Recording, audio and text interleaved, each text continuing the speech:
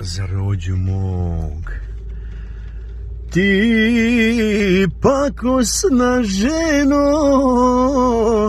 što rušiš sreću, što stvaraš boli, što stvaraš boli jednom čoveku koji te iskreno voli. Volećeš i ti nekada, duša će grijeh da ti plaća, pitaćeš zašto se ljubav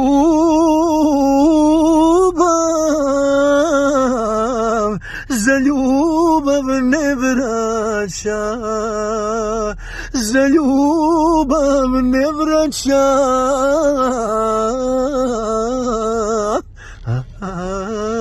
Pozdrav rode moje!